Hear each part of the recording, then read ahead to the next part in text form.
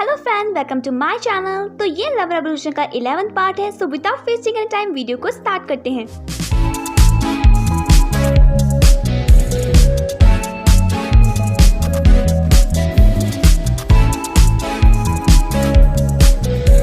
तो जैसा कि आपने पिछली वीडियो में देखा ही था कि जारिम और गोचेंग साथ में घूमने जाते हैं और काफी अच्छा टाइम साथ में स्पेंड करते हैं और वो अपने घर जाने के लिए निकल पड़ते हैं।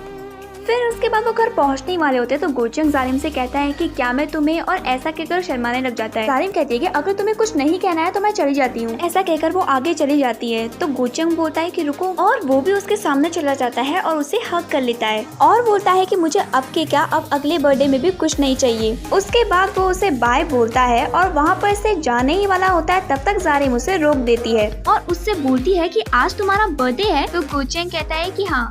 और दूसरी तरफ लियांगबो उसके सारे दोस्तों को बताता है कि आज गोचेंग का बर्थडे है। तो यांगमिन बोलती है कि तुमने हमें पहले क्यों नहीं बताया। तो लियांगबो बोलता है कि गोचेंग ने हमें बताने के लिए मना किया था, इसीलिए हमने तुम्हें नहीं बताया। तो यांगमिन कहती है कि अच्छा, इसीलिए आज उसने तुम लोगों को भेजा है जारिम की जगह हमारी हेल्प करने के लिए, ताकि वो उसके साथ टाइम स्पेंड कर सके। तो आर्यन कहती है कि तुमने उसको कुछ गिफ्ट नहीं दिया। तो लियांगबो बोलता है कि जारिम से ज्यादा स्पेशल गिफ्ट उसके लिए और क्या हो सकता है। तो ओरेन कहती है कि बट फिर भी तुम्हें उसके लिए एटलीस्ट एक केक तो लेके आना चाहिए था। फिर उसके बाद वो सबके सब एक प्लान बनाते हैं गोचेंग को सरप्राइज बर्थडे पार्टी देने का। और दूसरी तरफ जारिम गोचेंग से कहती है कि आज तुम्हारा बर्थडे है तो तुमने मुझे पहले क्यों नहीं बताया, मैं तुम्हारे लिए कुछ गिफ्ट भी नहीं लेके आई हूँ। तो गोचेंग कहता है कि तुमने मुझे गिफ्ट दिया है ना, आज तुमने पूरा टाइम मेरे साथ स्पेंड किया है, इससे ज्यादा अच्छा गिफ्ट मेरे लिए और क्या हो सकता है। और तो और आज तुमने मुझे हग भी किया है। फिर वो उसको थैंक यू बोलता है। उसके बाद जारिम वहाँ से जाने वाली होती है, तब तक उसको लियांगबो का मैसेज आ जाता है कि तुम गोचेंग के साथ उसके घर पर आ जाओ, हमने गोचेंग के लिए एक बर्थडे सरप्राइज पार्टी रखी है। तो जारिम बिना बताए गोचेंग को जल्दी से उसके घर पर लेकर आ जाती है।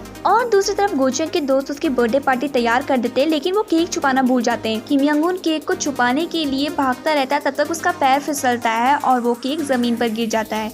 और जैसे जारिम और गोचेंग घर पे एंटर होते हैं तो वो किम यंग उन को देखते हैं कि वो जमीन पर लेट रखा है। तो वो सबके सब सरप्राइज चिल्लाते हैं। तो गोचेंग उन पर तेज चिल्लाकर बोलता है कि तुम सबने मेरे घर की हालत क्या बना दी है। बात नेक्स्ट डे जारिम और उसके दोस्ते ओरेन के साथ बॉक्सिंग सीखने के लिए जाते हैं। ओरेन उन्हें बोलती है कि बॉक्सिंग सीखने से पहले अपनी बॉडी को वार्म अप कर दो। उसके बाद वो सबके सब एक्सरसाइज करने लग जाते हैं और दूसरी तरफ गोचेंग और उसके दोस्त भी बास्केटबॉल खेलने के लिए जा रहते हैं। तो थोड़ी देर बास्केटबॉल खेलने के बाद वो सबके सब 10 मिनट का ब्रेक लेते हैं। वहाँ पर एक लड़का रहता है जिसका नाम होता है जोंगा, जो अपनी गर्लफ्रेंड को भी लेकर आया होता है अपने आप को चीयर करने के लिए। गोचेंग उसे देख रहा होता है और उनसे बोलता है कि तुम में से किसी की गर्लफ्रेंड है। तो सबसे पहले वो लियांगबो से पूछता है। तो लियांगबो बोलता है कि तुमने मुझे अपनी तरह समझ रखा है क्या। उसके बाद वो गोचेंग से बोलता है कि तुम्हारी तो गर्लफ्रेंड है, तुम अपनी गर्लफ्रेंड को बुला दो, मेरी गर्लफ्रेंड बहुत बोर हो रही है, तो वो दोनों के दोनों साथ में बात कर लेंगे। तो गोचेंग कहता है कि वो अभी बिजी है, इसीलिए वो आ नहीं सकती है। उसके बाद किम यंग हुन और आयांगमिन बोलते हैं कि तुम हमारे साथ ऐसा क्यों कर रहे हो, तुम हमसे क्यों नहीं पूछ रहे हो इसके बारे में। उसके बाद जब वो उनसे पूछता है कि तुम्हारी कोई गर्लफ्रेंड है, फिर उसके बाद वो दोनों के दोनों बोलते हैं नहीं, हमारी तो कोई गर्लफ्रेंड नहीं है। और दूसरी तरफ ओरेन उनको बॉक्सिंग सिखा रही होती है, उसे काफी टाइम हो जाता है, इसीलिए वो उन सबको थोड़ी देर के लिए ब्रेक दे देती है। तो उसके बाद जारिम अपना फोन चेक करती है तो वो देखती है कि उस पर गोचेंग की बहुत ज्यादा मिस कॉल आ रखी है और बहुत सारे मैसेज भी आ रखे हैं। उसके बाद गोचेंग उसे दोबारा कॉल करता है तो जारिम उसका फोन उठाती है। वो जारिम से बोलता है कि क्या तुम फ्री हो अभी, और अगर तुम फ्री हो तो क्या तुम यहाँ आ सकती हो।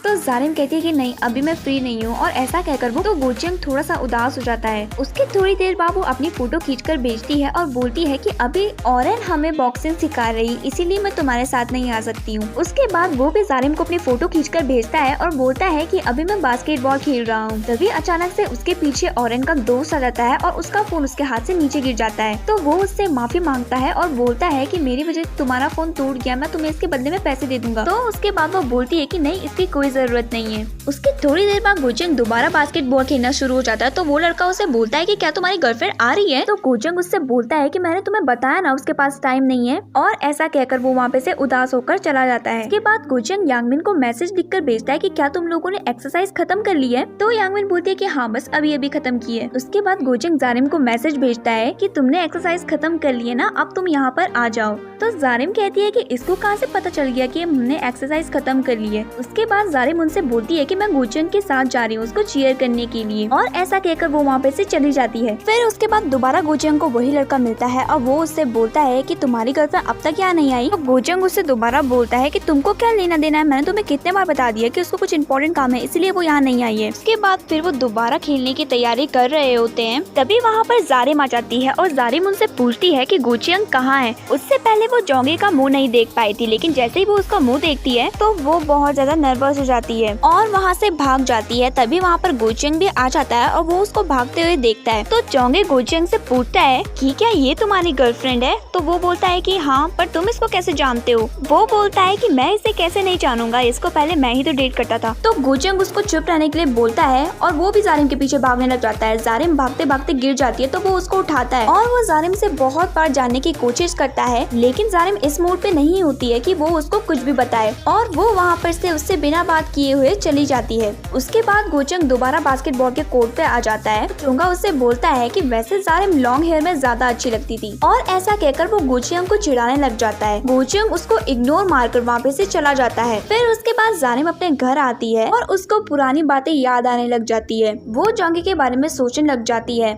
कि जिस दिन वो स्कूल गई थी जोंगा भी बिल्कुल वैसा ही बिहेव कर रहा था जैसे गोचंग करता है। वो भी उससे उसका फोन नंबर मांगता है और अपनी सिली सिली हरकतों से उसको हंसाने की कोशिश करता है, इसीलिए जारिम उसको थोड़ा सा पसंद करने लग जाती है। और दूसरी तरफ गोचंग जारिम को मैसेज पे मैसेज करता रहता है, लेकिन जारिम उसका एक भी मैसेज का रिप्लाई नहीं देती है। तो गोचंग बहुत ही ज्यादा उदास हो जाता है। फिर उसके बाद अगले दिन जारिम की दोस्त उससे मिलने आती है और उसको बोलती है कि तुम गोचंग को सारी सच्चाई बता दो। तो जारिम उससे बोलती है कि मैं उसे सच्चाई बताऊं, क्या हमारा रिलेशनशिप इतना वीक है? उसको भी तो मुझ पर ट्रस्ट होना चाहिए। फिर उसके बाद गोचंग सोचता है कि वो खुद ही जारिम से मिलने जाएगा। नेक्स्ट डे जारिम अपने दोस्तों के साथ से वापस घर आती है। तभी वो देखती है कि वहाँ पर जोंगा खड़ा है और वो उससे बात कर ही रहा होता है। तभी वहाँ पर गोचंग आ जाता है और उन दोनों को बात करते हुए देखकर वो बहुत ही ज्यादा अपसेट हो जाता है और वो बिना जारिम से बात किए हुए वहाँ पर से भागकर चला जाता है। तो चलिए फ्रेंड्स, आज के लिए बस इतना ही। बाकी का एपिसोड मैं आपको नेक्स्ट वीडियो में सुनाऊंगी। तब तक के लिए बाय।